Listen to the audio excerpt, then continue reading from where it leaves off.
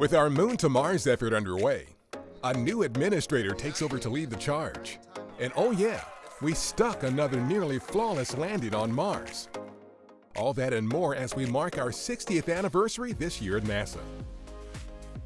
I, James Bridenstine, do solemnly swear. Jim Bridenstine took office as our 13th administrator in April to oversee implementation of Space Policy Directive 1, which calls for sustainable and long-term human and robotic exploration of the Moon as a precursor to eventual human missions to Mars.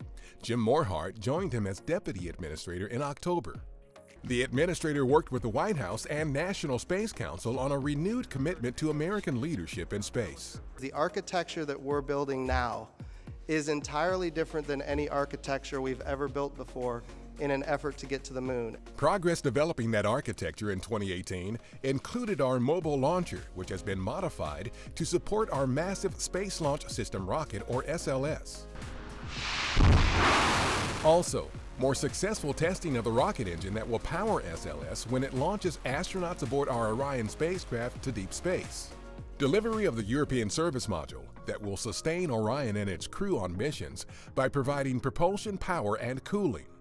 Successful evaluations of Orion's parachute system.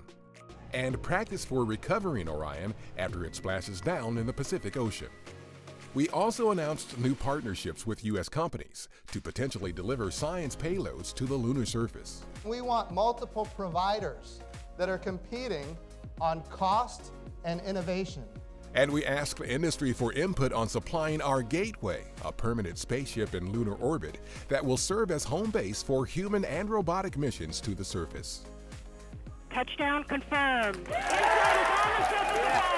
Our InSight lander touched down on Mars in November, kicking off a mission to study the red planet's interior. Within its first week, InSight recorded vibrations caused by the Martian wind, the very first sounds ever sensed directly from the surface of Mars. We also selected a landing site for Mars 2020 and announced that rover will carry the first helicopter to the red planet. In June, a massive dust storm on Mars sent our solar-powered Opportunity rover, which has far exceeded its expected lifespan on Mars, into hibernation. We have arrived. After traveling through space for more than 2 years and 2 billion kilometers, our OSIRIS-REx spacecraft arrived at asteroid Bennu on December 3rd.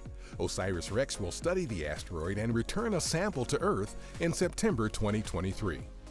Our New Horizons spacecraft made its first detection of Ultima Thule, the Kuiper Belt object it is scheduled to fly by on New Year's Day 2019, the farthest exploration of any planetary body in history. Our next planet hunter, TESS, launched in April and sent back this first image in May. TESS is expected to cover more than 400 times as much sky as shown in the image during its initial 2-year search for exoplanets. A daring mission to shed light on the mysteries of our closest star. Our Parker Solar Probe launched in August to touch the Sun to gather data that could help us better understand space weather. It has already made the closest approach to the Sun by a human-made object.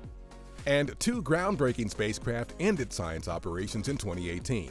Dawn, which became the first mission to orbit 2 destinations beyond Earth, asteroid Vesta and dwarf planet Ceres. And Kepler, the prolific planet hunter which revealed our night sky to be filled with more planets than stars. Another veteran spacecraft, Voyager 2, entered the interstellar space beyond our Sun's protective heliosphere. It joins its twin, Voyager 1, as the only human-made objects to reach the space between the stars. Astronomers using Hubble and ground-based observatories found that the interstellar object known as Oumuamua had an unexpected speed boost passing through our solar system and may be a new type of comet. For the first time since 2011, we are on the brink of launching American astronauts on American rockets from American soil. In August, we introduced the next astronauts that will launch from American soil on the first flight tests and missions of American-made commercial spacecraft flying to and from the International Space Station. Those flights are set to begin in 2019. 2018's space station crews supported more than 120 new U.S. science investigations with a record-setting 100 hours of research in 1 week in February. Our astronaut Nick Hague and Russian cosmonaut Alexei Ovchinin, who were forced to abort their planned mission to the orbital laboratory, were reassigned to the Expedition 59 mission, targeted to launch February 28, 2019. Observations of our home planet from above included a rash of eruptions of Hawaii's Kilauea volcano, major hurricanes including powerful storms Florence and Michael, and the wildfires in California. The IceSat-2 mission launched in September with a laser instrument that fires 10,000 pulses a second to measure the height of ice sheets, glaciers, sea ice, and vegetation on Earth. In October, our airborne Operation Icebridge mission spotted a rectangular-shaped tabular iceberg during a pass over the northern Antarctic Peninsula. We selected Lockheed Martin to build an experimental aircraft named the X-59 Quest for quiet supersonic technology. It could help open a new era of quiet supersonic air travel over land by reducing sonic booms to gentle thumps. In June, our remotely piloted Icana aircraft successfully flew its first mission in the National Airspace System without a safety chase aircraft. The historic flight moves the country a step closer to normalizing unmanned commercial and private aircraft operations.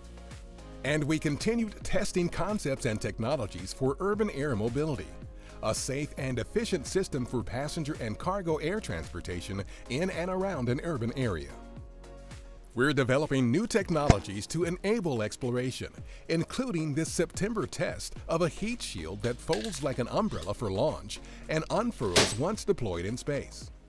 We partnered with the Department of Energy on the Kilopower project, which aims to develop nuclear power technologies that could provide power for long-duration stays on planetary surfaces. And the twin Mars Cube 1 or MARCO CubeSats that launched with our InSight spacecraft to Mars as a tech demo not only successfully helped relay landing signals from InSight and other data back to Earth, but also captured some incredible images, including the first ever image of the red planet captured by a CubeSat. October 1st marked the 60th anniversary of NASA opening for business, and we kicked off celebrations in June with a concert at the Kennedy Center in Washington. We also began celebrations of the 50th anniversary of the Apollo missions, leading up to the anniversary of the Apollo 11 moon landing in July 2019. Restored historic mission control consoles were delivered to Houston, while we marked Apollo 8's Christmas 1968 mission with an event at Washington National Cathedral. That's the highlights of 2018, the year at NASA. For more details, visit nasa.gov/2018. Happy holidays! Thanks for watching, and we're looking forward to sharing more exciting exploration and groundbreaking discoveries with you in 2019.